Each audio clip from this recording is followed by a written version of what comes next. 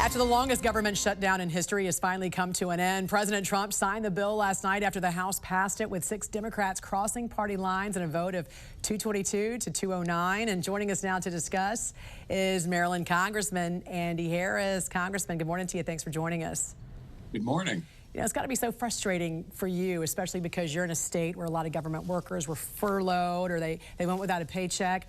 What changed? Why did we have to go through 6 weeks of all this nonsense? What got accomplished? Well, look, I think a handful of Democrats in both chambers finally realized that nothing was getting accomplished. This was the same deal that could have been made 40 days ago. The bottom line is that we put America through the air traffic control problems. We put them through the SNAP program, the food stamp problems. We had problems with our federal employees not getting paid. There was no need to do this. So fortunately, a small, rational group of Democrats joined the Republicans to get it out of the Senate. And then last night, we could have done it with only Republican votes, but actually were a handful of Democrats who agreed with us. It was time to end the government shutdown. Yeah, how soon can those government employees, along with military members, air traffic controllers, how soon can they expect to get their paychecks? What are the next steps? Well, we hear that some of them may be going out as early as tomorrow, more by Saturday, and then almost all of them by early next week. So it takes a little while.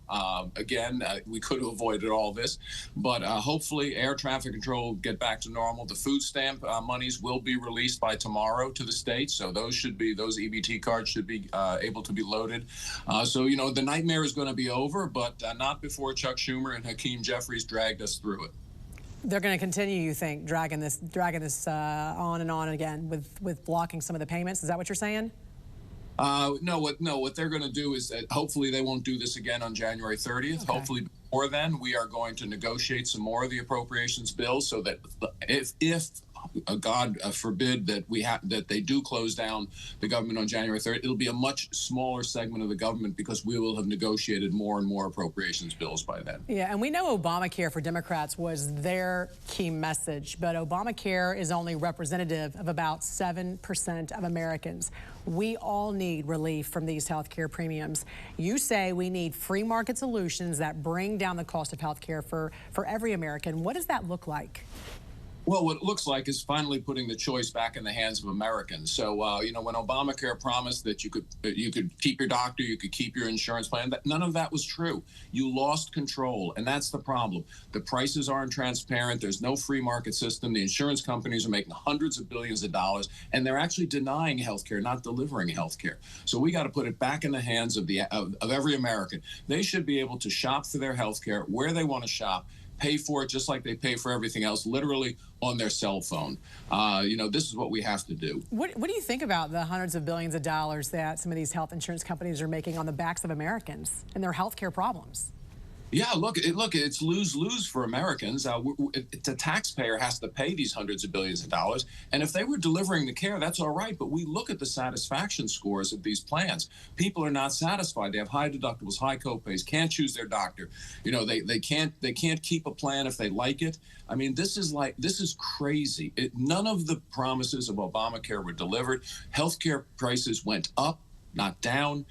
We have to make it work just like every other segment of the economy, based on the free market, the consumer making the choice, not big government or an insurance plan.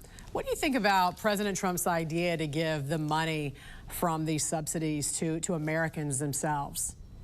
And so just I think, decide? Yeah, you could incorporate that kind of system. You could say, look, we're going to give you a health savings account. You can pay for it on an account that you pay for it with your cell phone, literally, and you go to the doctor you want, you go to the provider you want, and then you make sure that provider publishes all their rates, all the negotiated rates, so that you're getting a good rate when you go there. You could convert part of the system into a consumer-driven system instead of a government or insurance company-driven system.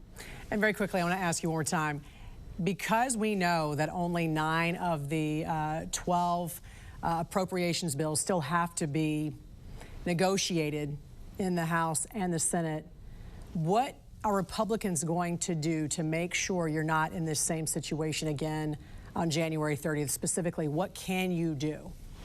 Well, we're going to do the same thing we did before this last shutdown. We're going to begin negotiating appropriations bills. We had the negotiations on the first 3 bills almost completed, and then they shut the government down.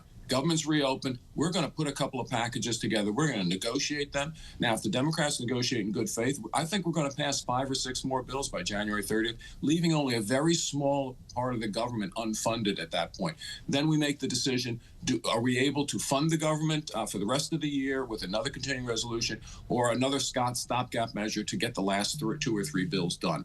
But there is now a runway, and that's what was the importance of yesterday's vote. It created a runway to actually Congress to do its job on appropriations bills. All right, Maryland Congressman Andy Harris, we appreciate your time. Thanks for joining us.